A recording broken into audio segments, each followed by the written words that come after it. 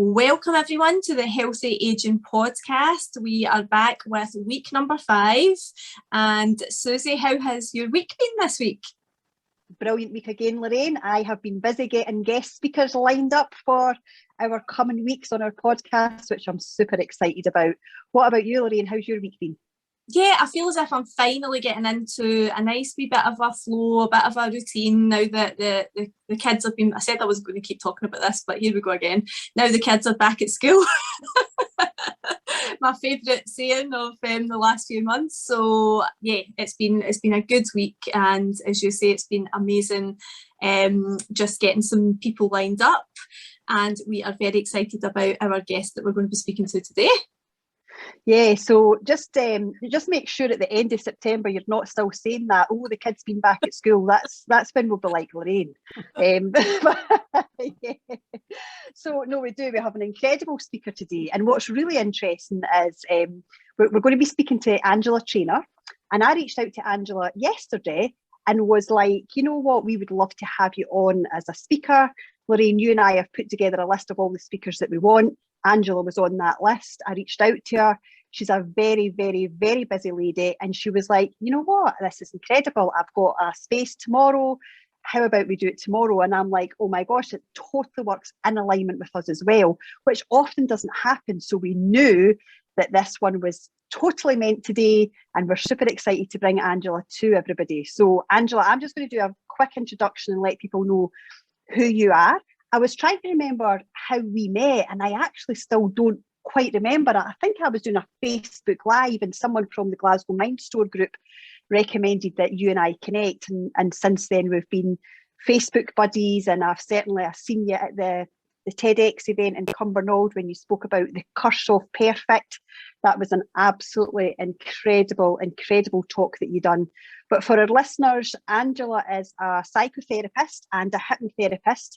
She has had those roles for over 30 years. She's the director of the Harvest Clinic. She's the author of the book Love Never Dies, and she's a regular contributor on BBC Radio.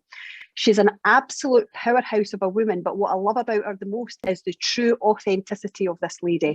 So this lady tells you exactly how it is, and if you are not following her on Facebook, please go and find her, Angela Trainer, because it will be your daily dose of laughter. The amount of fun she brings to her Facebook posts is fantastic, and it's just by her being her. So Angela, welcome to our podcast. Hello there, Susie. What a lovely, lovely warm welcome, and absolutely no pressure there. Oh, we are so delighted to have you, Angela, and we always start the podcast in the exact same way. So that is by asking what your top 3 tips for healthy aging would be. Okay, so I've not had a lot of time to think about this at all, but let's start with a wee positive. The first one would be privilege. The privilege of being decrepit, aging, aches and pains, doing an impersonation of the Tin Man in the morning on my way to the toilet. All of these things that could be, things that we could say you get as you get older. Seeing them as a privilege, actually seeing the things that we could easily turn into resentments, perhaps noticing a shift in energy levels, and I'm talking about, I'm 61, at the later stages, and certainly with elderly parents, I've listened to it and watched it, is actually seeing aging, the wrinkles, the laughter lines, whatever you want to call them, the grey hairs bringing wisdom. The privilege of actually getting to a ripe old age and getting older, because so many people didn't wake up this morning.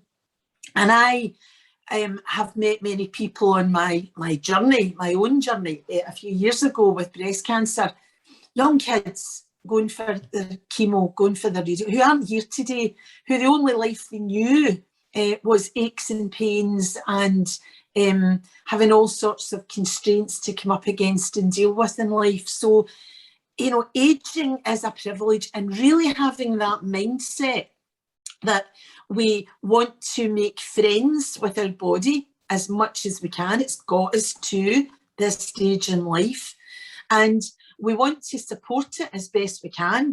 There's lots of ways we can do that, with the breath, with nature, connecting, but stopping beating ourselves up and stopping hitting ourselves with mental insults about the way that we look, because we're aging, we look different, our body's changing.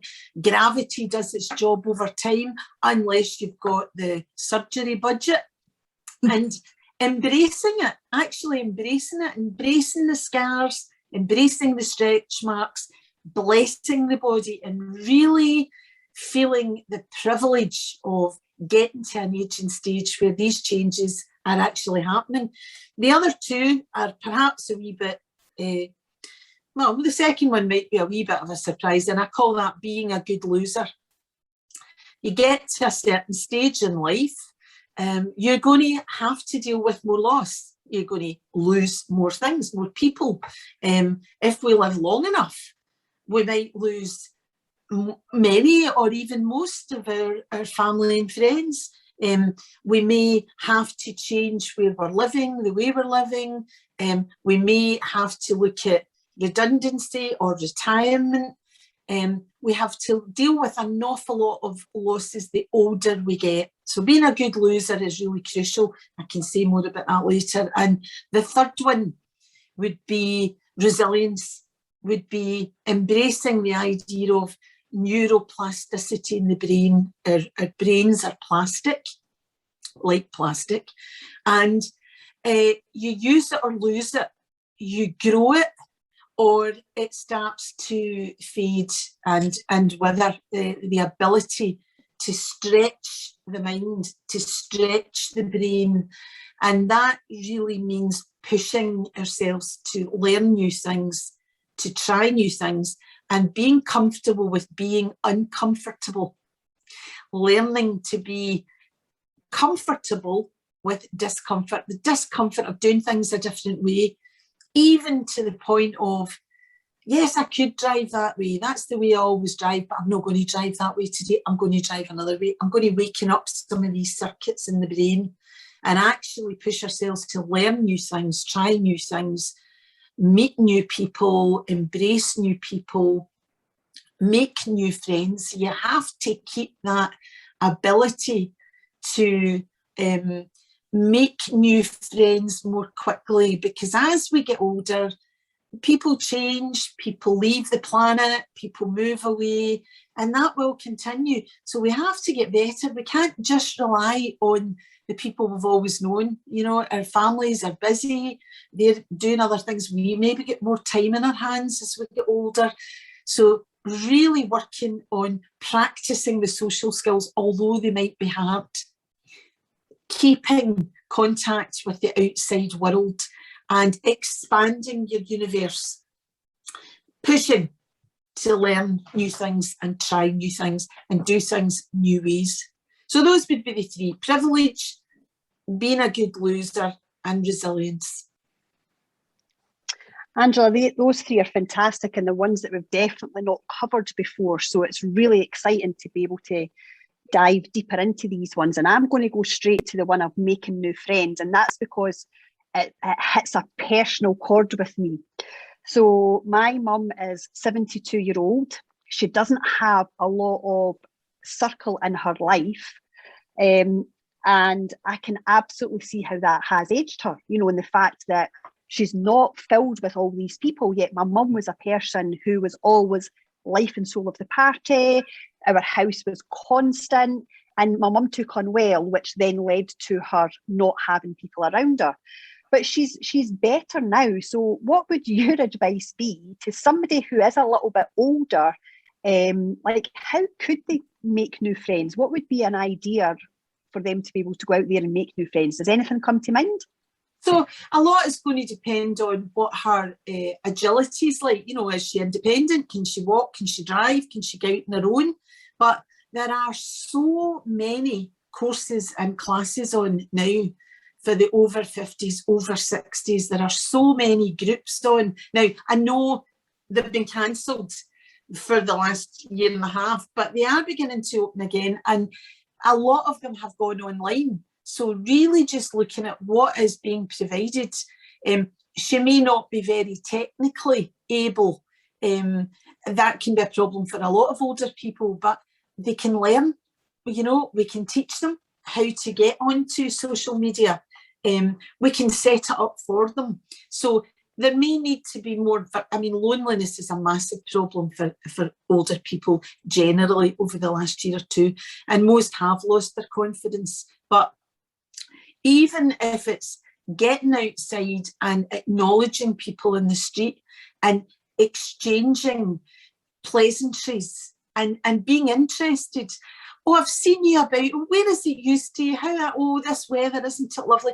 And actually beginning the conversations, taking the initiative, in other words. So it's getting to know the people in your locale, you know, go out regularly at the same time every day and smile at people and ask people love to talk about themselves. But recontacting people from the past, this is another one that a lot of people won't do. Well, we haven't seen her for 5 years, or we moved away from there years ago, or we're not in contact anymore. What happened? Nothing. Pick up the phone, send the card, write the letter. I'd love to see you. Would you like to come round for a cup of tea? I've missed you. I don't know how we lost touch. We just did. We can blame everything on COVID now. Everything. The people that we've lost touch with, we haven't connected with.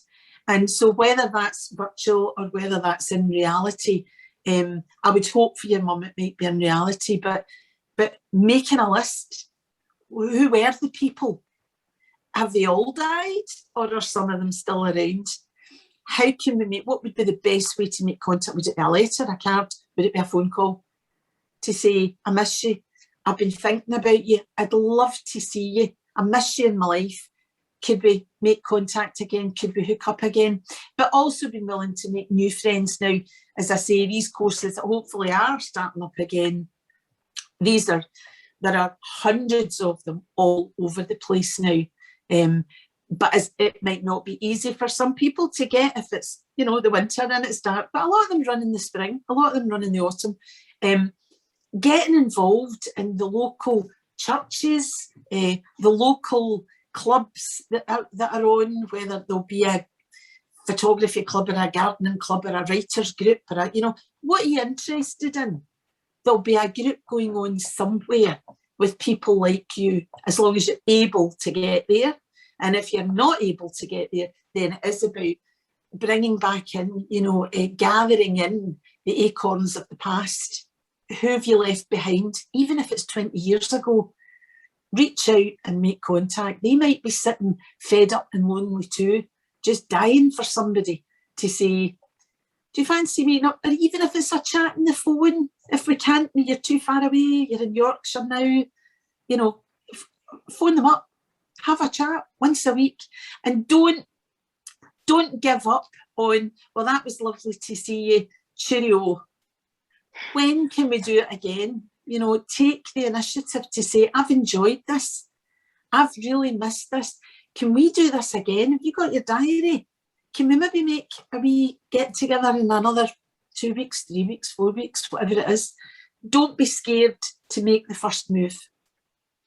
The thing is, brilliant, thank you. Some great suggestions there. And the thing is as well, when it comes to like us aging, community, connection, they are so, so important. And there's been studies that have been done to say how being part of a community, it's a human need, isn't it, to have another human being around you, that touch, that love. It's so, so important. And Lorraine and I both work closely with a gentleman in America, Dan McCormick, who we will be getting onto a podcast in the future. And he can be driving along in his car and he just gets his phone out and he just dials a number and he's like, waits to see who answers, and he's like, oh, I've not spoken to you in 5 years, how are things? And he just phones, and he does that maybe once a day. He just finds someone in his phone, and it's just that connection again to find out how people are. Really important. Random, just random hooking in, and not being, the thing that stops us from doing some of these things is we are so terrified of rejection. You know, we're so terrified of humiliation. What will they think? They'll think I'm desperate. They'll think I'm lonely. Well, if you are, you are. Admit it. Just say, but I'm missing you. Do you know, I'm really missing you. And I've been thinking about you. That's the best way to start it, is honesty. Rather than, oh, I've been so busy. You know, my life's so wonderful. I'm so busy. Not a time to phone you. You know, life got in the way. Life got in the way and I've missed you. And I'd love us to connect up again if you've got the time, and being willing to trust that people won't be long and letting you know if they can't and they don't want to, and just being willing to throw that potential rejection, but not seeing it as rejections, just seeing it as feedback. You know, I've really not got time. I've got enough pals. I'm too busy. They might not say that to you, but you might pick that up. But being willing to say, move on. Who else have you got that you could contact that might be waiting on a call, and delighted to have one? Yeah, oh no, I absolutely love that. And I think it's a bit of a generational thing as well. You know, I'm in my 40s, and I think that, you know, I see things on Facebook or on Instagram all the time. It's like, you know, just a wee kind of funny thing, but we look at our phone that's ringing and it's like, like, who is phoning us? Like, we've just got so out of the way of actually making a phone call. Like, one of the most simple things, like even that is it's not common practice anymore, which is so bizarre. I remember when I was at school, you would like be with your friends all day, you'd walk home with them, and then you'd get in and you go straight onto the phone.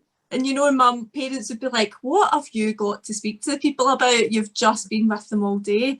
And now, like, it's just different, isn't it? It's just not how people communicate.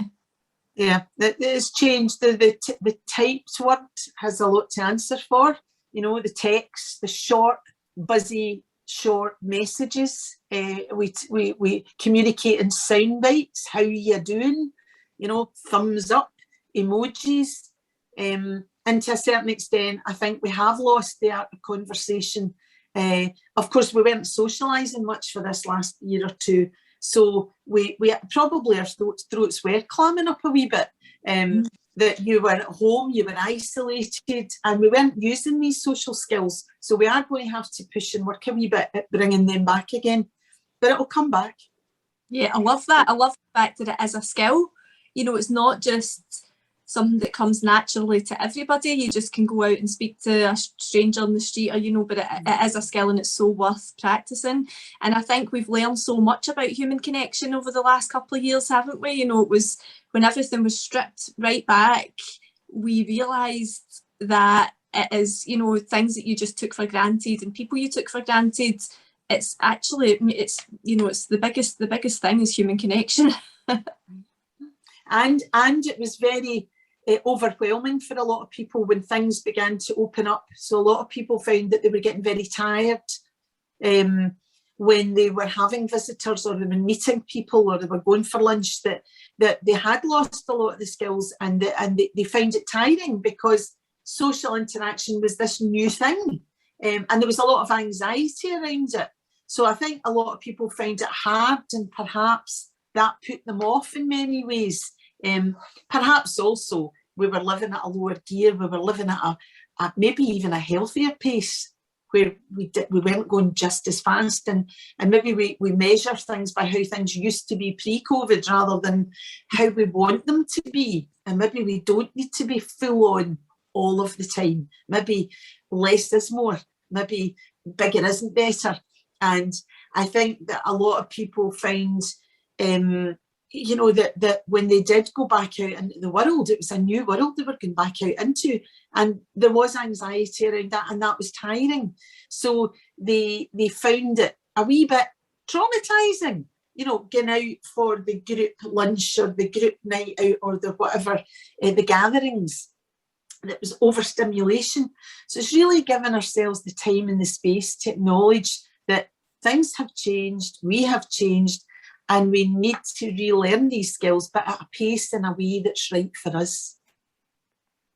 Yeah, absolutely. So can I just ask you a question, which is, it's something I'm curious about, and it is a pre-COVID question, because obviously, Angela, you've worked with so many people for a very long period of time, you know, over 30 years in your field. Have you noticed a change in the person that comes through the door? And what I mean by that is I feel that things like our anxiety and our mental health, I feel mental health has grew hugely, but has it? Or is it just that we're more aware of it? Like, do you still see the same amount today or pre-COVID as what you did 20 years ago? No, not by a long chalk. When I started, it was really very much the privileged few, or those who were being referred on because they were in real danger. You know, where at one point doctors were actually able to pay for therapy. They're not now, but they were then. So it was a privilege of, you know, you could have said it was a kind of self-indulgent privilege at the beginning. We never saw men. Men were all right. Men didn't need therapy. I'm joking. Men could do it themselves. You know, if a man wanted to stop smoking, he'd just stop. If a man wanted to stop drinking, he'd just stop. So we didn't really see that many men in the beginning. As I say, qualification would be people who were right at the end of the rope would often get sent because there was a desperation. And then as the years went by, I think it became more widely known what therapy was and how it was, and more people were willing to be open and speak about the fact that they'd had help. And that probably came from the top down, from the kind of celebrities who were happy to speak about they'd had help with issues, whether it was addiction, whether it was drugs, whether it was rehab. And it kind of filtered down, and then I think it became more available. Because, you know, when I started, there weren't that many of us in Glasgow. But then we noticed men started coming, their wives were coming, so they would talk.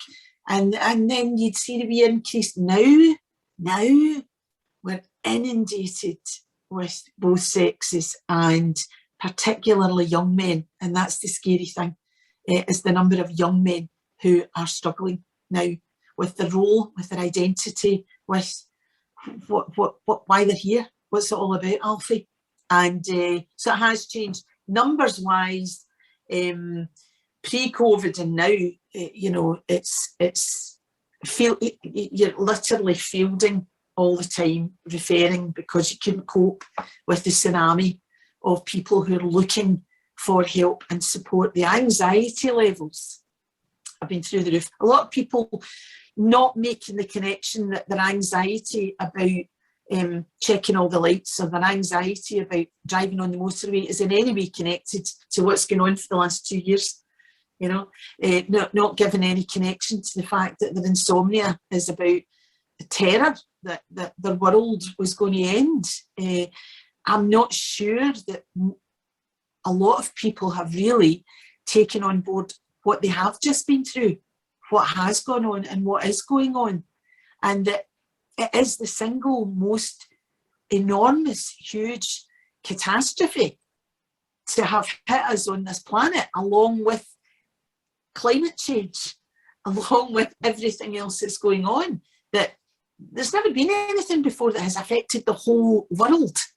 And the disinformation and misinformation debates about who to trust. You know, people used to trust their governments. People used to trust the people in authority. There's a real groundswell of, you know, the falling of some of the pillars of the establishment that's gone on over the last 20, 30, 40 years. So people are questioning everything. Perhaps sometimes questioning things that, you know, are absolutely fine and kosher, but they are now in a situation where they don't really know who to listen to and who to trust. And that's hugely anxiety producing for a lot of people. So although people will present with fears and phobias, they're not necessarily making the connection that, well, that's just the symptom. The cause is your anxiety levels are through the roof because you don't feel that you're on stable ground. You feel that you're on rocky ground. In fact, there's an earthquake going on under your feet every time you get out of bed in the morning. So let's look at what we can do about that. How can we get you more lined up? How can we get you more stable? How can we get you into the eye of the storm, which is the quiet, still place where you can then decide where to put your energy, where to put your beliefs, where to get your information from, rather than being reactive and at the mercy of all this manic, neurotic stimulation that's going on outside of you, whether it's through social media, news, press, your pals, the woman down the street, or whether it's seeing people walking about with masks and helicopters arriving at Glasgow airport.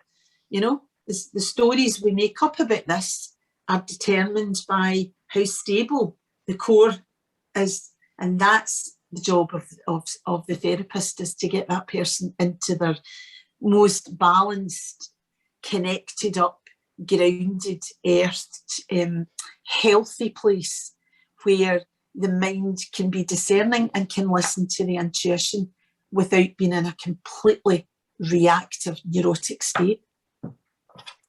And I definitely want to ask you more about sort of some tips and tools that you give people. But before I do, there's one other thing that I'd love to ask you, just again, your opinion on this, because it's something that I'm so curious of. It really upsets me to see the amount of mental health that we have going on just now, and have had for many years. And so, like you sharing the fact that people just don't know who to trust anymore. I'm like, gosh, I'd never ever thought about that. That makes absolute sense.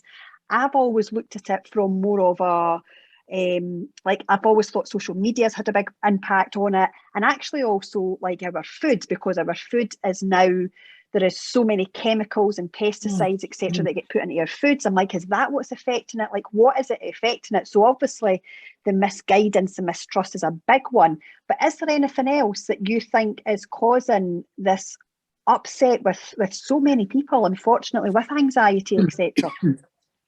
Yeah, we're far too busy. We're far too fast. We've been sold a message that bigger is better, that more is better, that the quicker and faster you can get things done, the more you can have, that's where your happiness is going to be, and that your happiness is going to be out there one day when you get all your ducks lined up. And of course, that is the myth of capitalism, that it keeps the whole thing going, is that if you just make more and sell more and people need more and want more, well, one of the ways that we do that as a society is to make people feel that there's things they need to have before they can be happy. So we've been sold that from birth through the marketing world, that we need to look a certain way, we need to be a certain way, we need to have that special armchair, we need to have the house redecorated 3 times a year in line with the seasons. We have to have the perfect garden. We should have the holiday house in the sun. We need a car each, and the car needs to be new and shiny. And we need all the products to keep all these things going too. So we're constantly being sold that we're not good enough, that there's things that we need to get, and to get them we need to work harder and harder and harder and faster to get this stuff that one day is going to make us happy. And of course, that day doesn't come. That day doesn't. We know that. We know the madness of it. But that fast, bigger, better, more mentality beautifully feeds the ego. The ego loves that. The false self loves that, and it wants to believe it, that if we just drive ourselves and we whip ourselves and we tell ourselves how we're not getting it right, we don't look right, we're too big, too fat, too wee, too tall, too loud, too quiet, too something, that we drive ourselves on before we get out of bed in the morning. So we're knackered by lunchtime, and constantly walking about feeling not good enough. You know, because look, I've got another wrinkle, I've got another pimple, I've got another 2 pounds on my arse. You know, and we feed that storyline. So we're anxious before we don't get the sale. We're anxious before we get the rejection from a friend who's having a rotten time too. Where if we were in a better place, we would say, she's having a bad day. We wouldn't take it personally. So this anxiety just keeps building, because the world we live in really has been designed in the West to tell us we're not good enough. We've not got it right. And there's a carrot here. Just go a wee bit faster and you'll get this carrot. And until we, I think, until we see through it for what it is, that it's really to try and keep that machine feeding itself, you know, like a big burner, you know, that's where our energy's going, rather than we're stepping back and looking at what are our values, what really matters to you. And it is what you're doing and the decisions you're making. Are you discerning whether the decisions that you make are in line with the values that you have inside? So if one of my values is peace of mind, if I was really to check every decision I make against, is this going to give me more peace of mind or less peace of mind? You know, oh, well, it'll maybe give me peace of mind when I'm 70 and I retire. Yeah, but what if I don't make it to 70? Not being negative. Is it really worth me giving away my peace of mind for the next 20, 30, 40 years in order to have peace of mind when I'm 70? When I can crack into that big pension that I've built up, I might never see. So I think the world has become faster. It's got a bit out of control. I think we can see it on the planet. We're punching above our weight with our rubbish, you know, with our refuse, with the things that we think we need, plastic bags, plastic bottles, everything needs to be instant, you know, chemicals in the food to make them last 3 years in your cupboard. You know, all these things that we've kind of thoughtlessly bought into without saying, hang on, how can a food last 3 years in a packet? You know, sell by date 2025, you know, our expiry date 2025. You know, how can that bit of chicken last for 3 weeks in my fridge? Because it's covered in all sorts of preservatives and stuff. Now, if it's on the chicken, what's it going to do when it gets into my gut? What's it going to preserve in there? So now we're beginning to recognise that all these conveniences may have had consequences that we really didn't think through, and that buying into the live fast, you know, fill your diary, keep going, be dead exciting, be dead interesting, be dead gorgeous, be dead something other than just what you are. You know, you're absolutely fine, naked as a jaybird, you're loved. You know, we want you, the world wants you. We've moved away from that to an external focus, and it's very much fast and furious. And I think many of us over the last year or two have begun to question, you know, what are we doing? And gosh, we really need to think things through again. That this idea of instant, fast, tomorrow, you know, you'll get it today. There's no price for that. You know, Amazon will have it to you by 5 o'clock this afternoon. What has to happen for that to happen? You know, and who pays for that? What's the cost of that living, that speed? Rather than, have we lost something when did we lose delayed gratification? Did we lose things when we taught patience? You don't always get what you want. You're not getting it just now. You'll get that for your Christmas. You can have that for your birthday. Was it £150 trainers? Yeah, we'll nip out on Saturday and get them. What for? Nothing. Just because I love you, son. Because all your pals have got them. We've bought into that world, and it's too fast, too much. The cost, there's a price on it, and I think a lot of people are now realising that they have to repace the speed at which they live, and they have to be more discerning about the world and the way they participate in it, and the values that they hold. They actually start to use their wallet and their purse to support those values, where they spend their money, how they spend their money, what they choose to invest their time or their energy or their attention in. And these organisations will change when people change their spending habits. They will change. They will listen when the profits go down. So I think we're on a big wake-up call all round. I mean, 7.5 billion of us have incarnated at this time. You might beg the question why. Maybe it's going to take a lot of us to turn this ship around. And I truly believe that we can, but it starts with me. It starts with what can I do? And can I question my values, what I believe, and the way that I live? And can I turn my ship around? If enough of us do that, we'll take the rest with us. I'm sure of it. Absolutely. Oh, definitely. I've been doing a lot of work around values recently, and I was shocked at not really knowing what my values were. You know, sitting down with pen and paper going, oh my gosh, I actually don't know what they are. I have no idea what they are. And it really makes you think about, and I still don't have them. You know, like I still am working through, well, what are they? Is that my value, or is that somebody else's that I've took on that I believe is my value because it's been given to me so many times by so many people? Is that really my value? And a lot of what I do is I watch my emotions. So I'm like, oh, look how you've reacted to that, Susie. You've reacted to that in a way that affects you deeply, which means you have to do something about that. You know, like what you're saying, like a value type of thing. And there's certain things I can watch on the television, for example, that they don't affect me. You know, it's like, no, that doesn't affect me.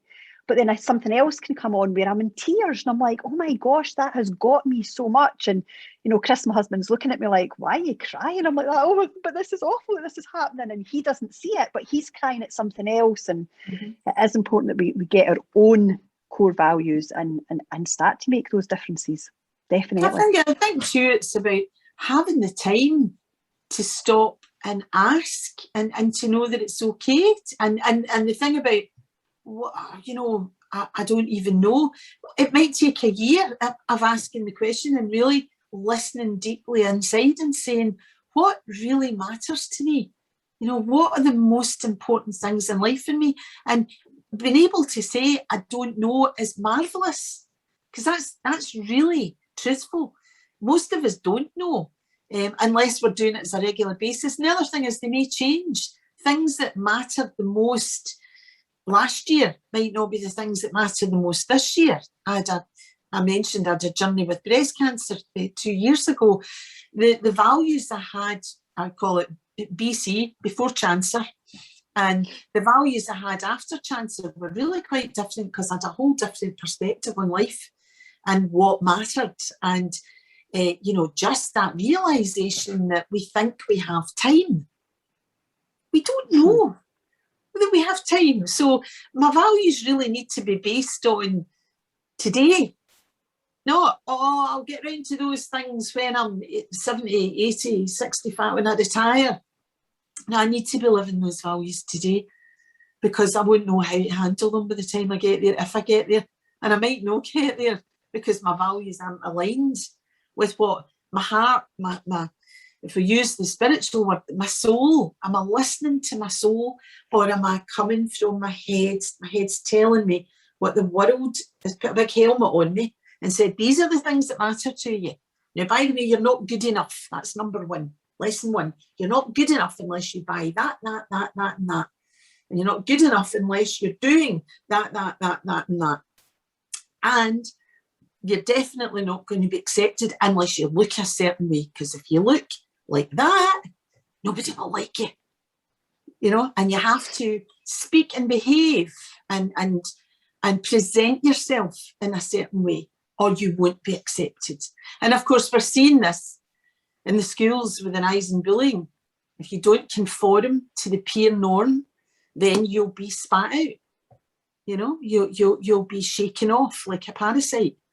And the weakest link, the runt of the litter, will be thrown out. And so the kids all learn how to be one of the pack, and the bullying culture in the school expands and extends all the time with people who don't want to be in it, don't want to be a part of it. And we see that in the corporations too. People getting full of ideas and values, and then they learn that, you don't mention that in the meetings, and you don't question him because he's got the pink tie. So you don't argue back with him, and we know where that got the world not that long ago. when we join in and march to the tune of the strongest, the biggest person, the loudest person in the room.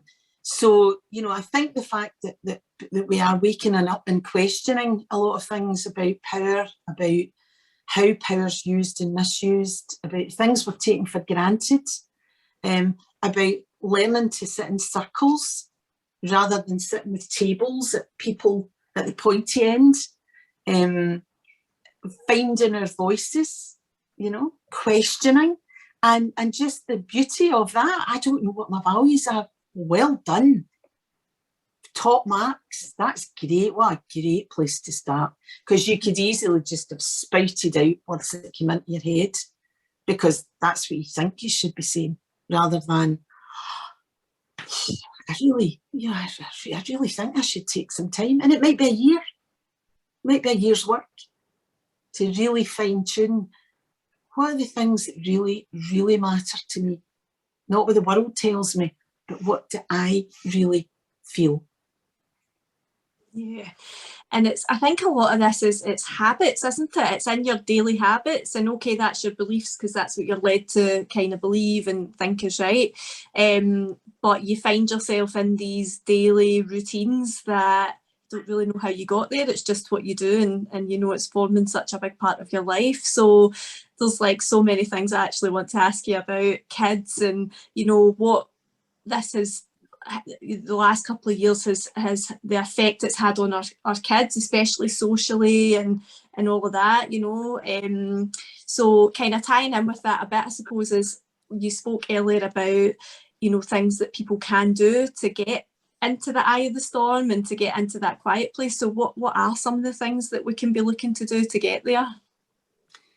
So some of the things can seem quite external because they're a bit kind of burning off energy. So, you know, sometimes the things that take us into the quiet place look quite active. You know, it might be walking, you know, sport, paddling, paddleboarding, swimming, wild swimming, sitting in a cold tub. You know, there's lots of things that are external that we know get us into the zone. They get us into that place where it's too hard to think. It's too hard to let your ego, the chatterbox, run a commentary. So there are things where we can kind of burn off steam that will get us out of that busy, chattering, the place where we tell ourselves we don't have time to be still.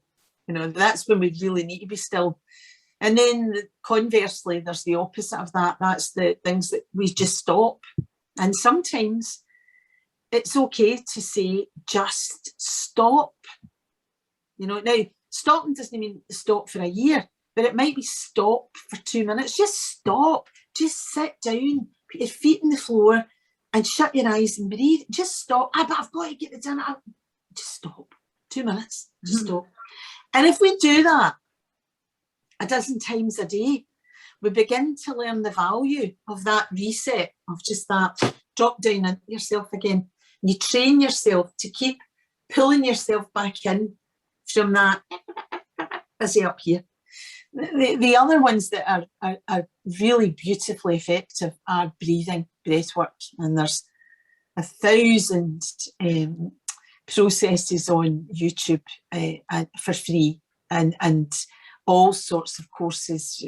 Buddhists are fantastic at it. Mindfulness crowds are amazing at teaching breath work. And that laddie is quite an old man now, Wim Hof, the Iceman. You know, he's a king of breath work. But learning how to harness this incredible powerhouse of energy within us. And then we've got the things like, meditation, where we can learn how to tame the tiger in the mind, learning the relaxation processes, working with energy, whether that's Reiki, whether that's Tai Chi, whether that's yoga. So all of these things, but the creative arts are incredible pathways to peace, to inner peace. So, you know, people say, oh, I can't draw, I was rubbish at art. Everybody is an artist, and art isn't about drawing. It's about creating. whether you're creating a beautiful plate of food, or whether you're creating a beautiful vase of flowers, or a lovely window box, or whether you're creating a gorgeous birthday pet parcel with ribbons and things, whether you're creating a cake, that's art. You know, art is creating, it's making something from stuff that was just higgledy-piggledy and making it into something aesthetically beautiful that people go, that's lovely. Oh, look at those flowers. Oh, look at your window box. Look at the way you've arranged your furniture. Look at the way you've arranged your books. So that's art. And then there's the obvious arts. The obvious arts are using colours and shapes and textures and substances. So it doesn't matter whether you're doing a big abstract collage. You know, abstract art's great for the people that think they can't draw or paint, because it's about colour and shape and texture. Expressing yourself. Write a poem, you know, write a song, write a children's book for your grandchildren, even if they're not here yet.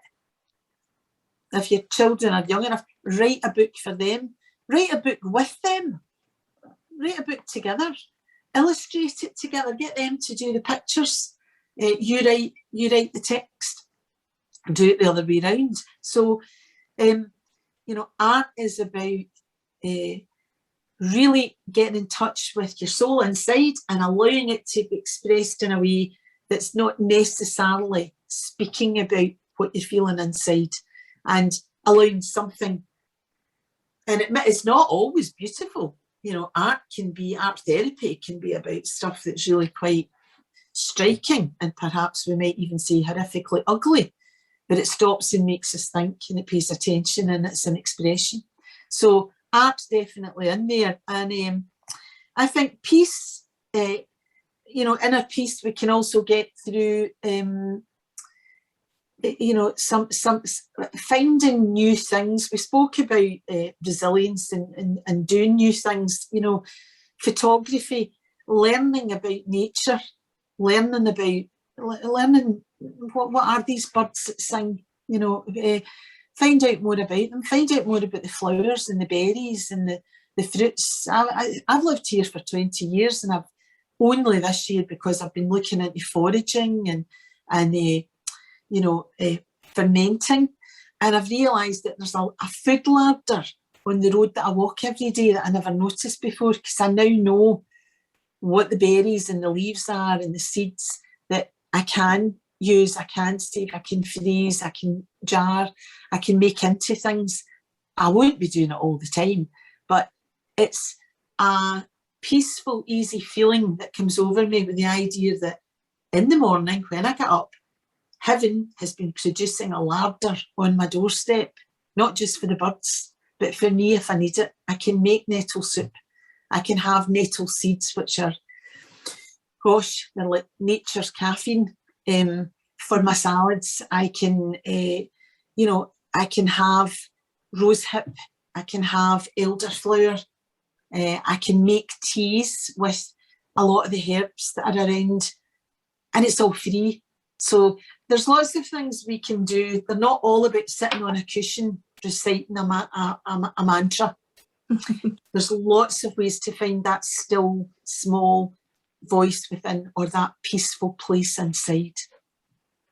Yeah, it's brilliant. And a lot of those actually transpire really well to how you parent your kids, don't they? A lot of those things that they fall in perfectly with things that you can do with your kids to help them as well. So, Absolutely. Oh, brilliant.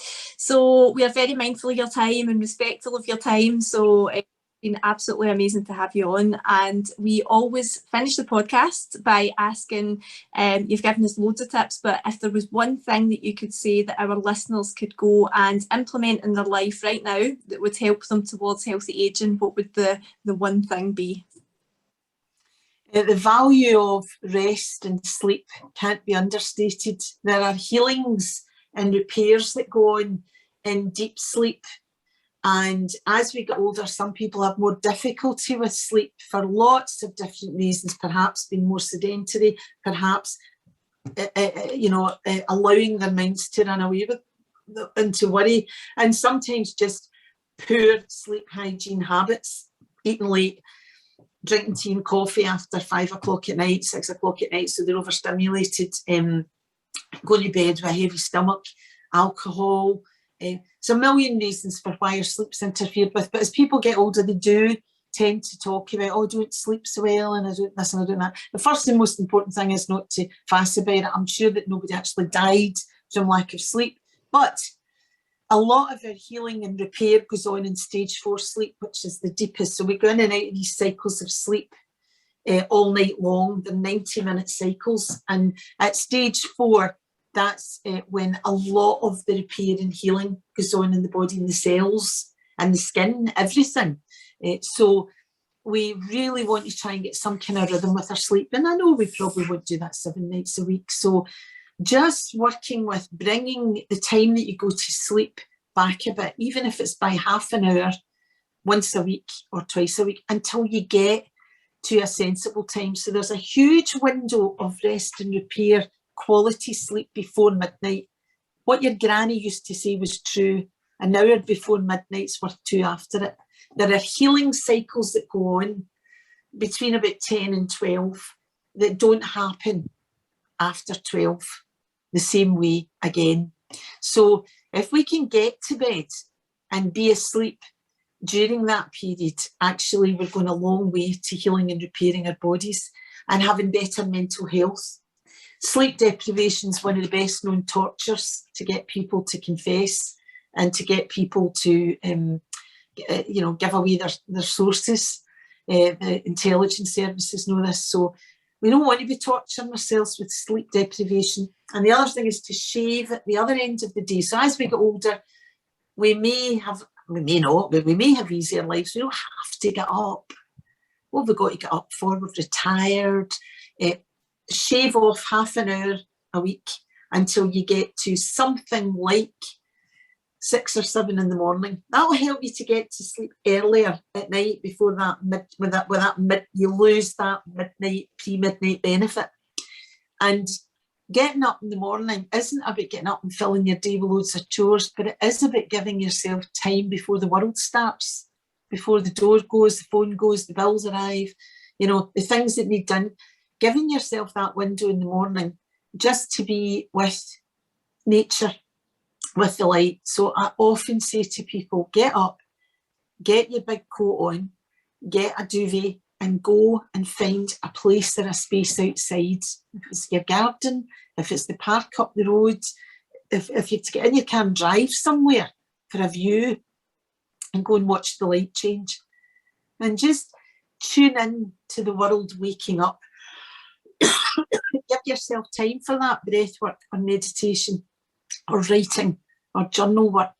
Give yourself time for setting yourself up for the day peacefully. Jump out of bed and go and do a 40-mile run. Give yourself that hour to just come with the world back to life again, gently out of sleep. So you get a much better body clock for sleep and healing. And that's probably one of the best anti-aging tips around, is the power of sleep and rest. But a rhythm, getting the body into a nice, reasonably, sure there'll be parties, sure there'll be New Year, there'll be things where, it's all going out the window, but knowing the value of, well, that's overnight, and let me try and aim to get back into, I'm getting some rest and recovery and repair before midnight, and I'm getting up early in the morning so that I have that first part of the day is mine, all mine. Fantastic. I actually seen it on your Facebook as well, Angela. You're encouraging people to do this in the morning. I don't know if you're doing like maybe a course around it, or if you're just putting it out there that that's what you're doing and other people are joining in and saying, yeah, I'm going to do that as well. But you're an absolutely amazing human being. And what I love is you're very humble about it. I don't think you've got any idea the impact that you have on people, and you have such a huge impact. And I could honestly speak with you for another few hours. I'm like, oh my gosh, I've got so much still to ask you. You know, we're definitely going to have you back, whether you like it or not. You're coming back one day. Yeah. And we didn't cover half the things that I thought we would have, but that's what I love about us being really, let's just go with the flow and see what comes up. I think that's important. But I really believe that more of the world needs Angela Trainor. So how can more of the world find her? Like, because I know you do retreats as well, don't you? That's one of the things. You do retreats, your book. I mean, let me just remind everybody, your book, Love Never Dies, that's another way where people can get nuggets from you. Hang on. Well, you see that. You got it there. The only reason that I don't have any problem punting this and promoting it is because I don't get any money for it. So it's on Amazon, paperback, Kindle and Audible, and it's my dulcet tones reading it. And I've no problem promoting it because all of the profits go to pancreatic cancer and cancer-related charities. So I never have a problem promoting things when I'm not making money from them. I always have a awkwardness when it's you're promoting something where you're putting the dosh in your own pocket.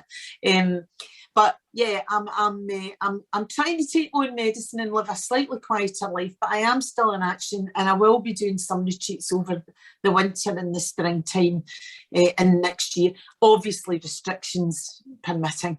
Yeah, there might be a bit smaller groups and things, but yeah, I'm still doing my bit, still banging on. And of course, you've got the clinic as well, so there's work goes on there, and yeah, there's just so much. But is there anything that I have missed? Like, is there anything that you're doing that I've not shared? Don't think so. Totally up for if people want to join in on Facebook. We're doing so it's a 10 or a 21-day reset retreat, but you can start at day one by just scrolling down the news feed, and that's just Angela Trainor on Facebook. But I'm just doing every day. I'm giving another 2. That first day was about sleep suggestions that I genuinely know with everything. I'm doing it too, by the way. All these things that I tell people to do are all things that I need to do. I don't mean I do. It's because I don't do them properly that I go back and say, oh right, I need to write about this because I've stopped doing that again. So I'm doing this for me. Other people can join in if they want. But it's not worldly wisdom. It's just simple wee things. But over the course of 10 days or the full 3 weeks, if people are up for that, will make a massive, massive, massive difference to their mental, physical and spiritual health. Brilliant. Love it. Thank you so much for joining us today, Angela.